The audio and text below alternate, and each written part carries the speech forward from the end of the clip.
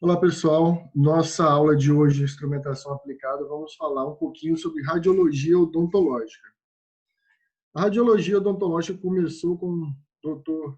Edmund Kells, um odontólogo, que foi o primeiro a iniciar os experimentos na odontologia utilizando os nossos raios-x para gerar imagem, como a gente já sabe da própria área odontológica e aplicação desse odontólogo. Dr. Edmund tinha um laboratório na própria casa dele, no qual ele realizava vários experimentos.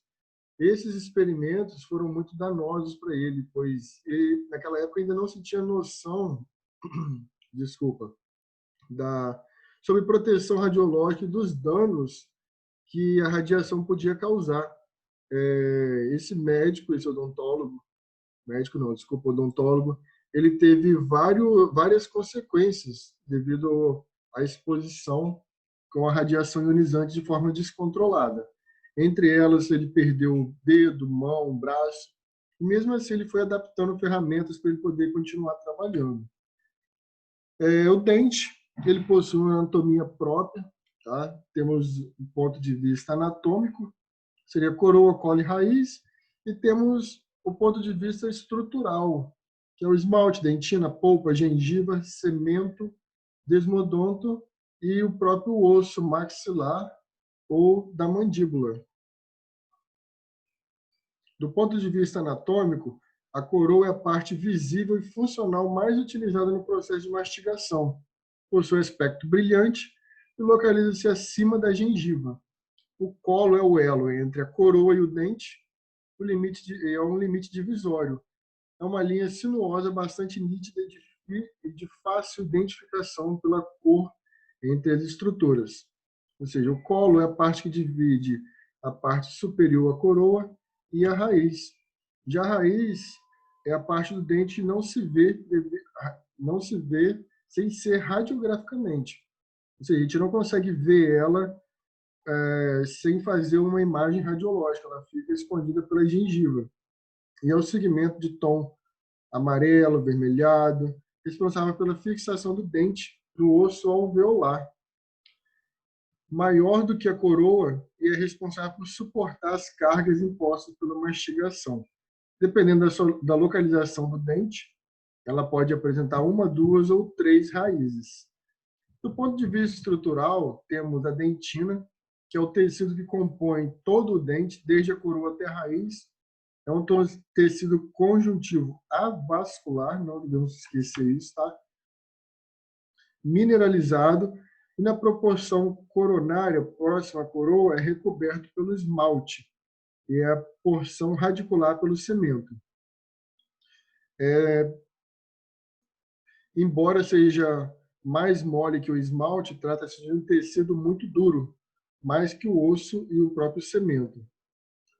O cemento, só um minutinho que eu não estou conseguindo visualizar aqui. O cemento é um tecido mineralizado especializado, responsável pelo revestimento da dentina radicular.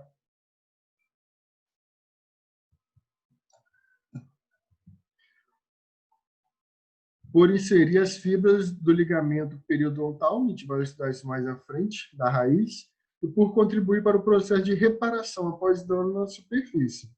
O esmalte é o componente dental mais conhecido, é o tecido mais rígido e mineralizado do organismo.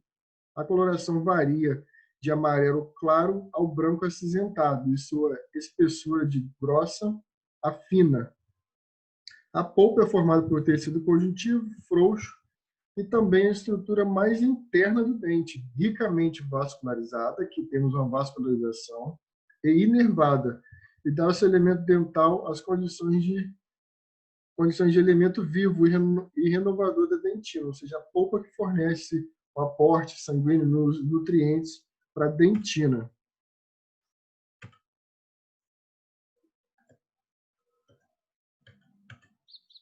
A arcada dentária.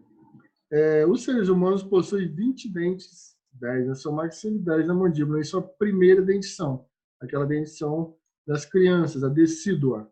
Após 6 anos, Tais dentes começam a cair, então surge a dentição permanente, formada por 32 dentes, 16 superiores e 16 inferiores. Como temos aqui uma imagem radiográfica da arcada dentária de uma criança. Como podemos ver, vários dentes ainda para sair. Temos a dentição de leite. A dentição permanente é um pouco mais rígida, um pouco mais densa do que a dentição de leite. Vamos ver que de onde se inicia o crescimento dentário. Cada dente ele recebe um nome de acordo com a nomenclatura. As peças dentárias, além de receber o nome, como canino, molares, pré-molares, a gente vai estudar mais à frente, em odontologia também são identificados por uma numeração própria.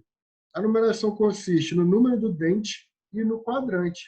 A boca é dividida em quadrante 1, 2, 3 e o quadrante 4. De acordo com esse quadrante, dá-se o número do dente. Um exemplo, o primeiro dente, incisivo central, é o primeiro dente do primeiro quadrante. Então, ele leva o número 11. Um exemplo aqui temos o canino. O canino é o terceiro dente, contando da linha onde se divide a arcada dentária. Então, contamos 1, 2, 3. Ele é o terceiro dente, ele está no primeiro quadrante. Então, leva primeiro o nome do quadrante, depois o número do dente. Número 13. Classificação e função. Cada dente tem sua classificação e sua função própria no processo de mastigação. Os incisivos são 8, 4 na maxila e 4 na mandíbula. Situados na parte anterior da boca, servem para seccionar, para cortar os alimentos. E também tem papel importante na fonação e na estética. Ou seja, além de servir para mastigação, ele tem um papel importante na fonação, na fala do indivíduo. Os caninos são 4, 2 na maxila e 2 na mandíbula. Tem formato agudo, ou seja, um formato pontiagudo, e a sua função é deslacerar os alimentos, furar, rasgar. Os pré-molares e molares são localizados na parte posterior da boca e possuem a função de amassar e triturar os alimentos.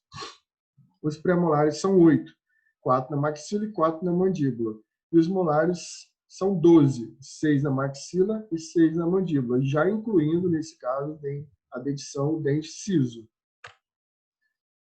Pessoal, essa primeira aula de odonto é uma aula mais rápida, para vocês terem noção dos termos que a gente vai usar. Nossas próximas aulas vão ter mais imagem, vão ser mais dinâmicas. A primeira aula é sempre um pouquinho mais teórica. Assistam, leiam os slides e assistam o vídeo. Qualquer dúvida, estou à disposição de vocês.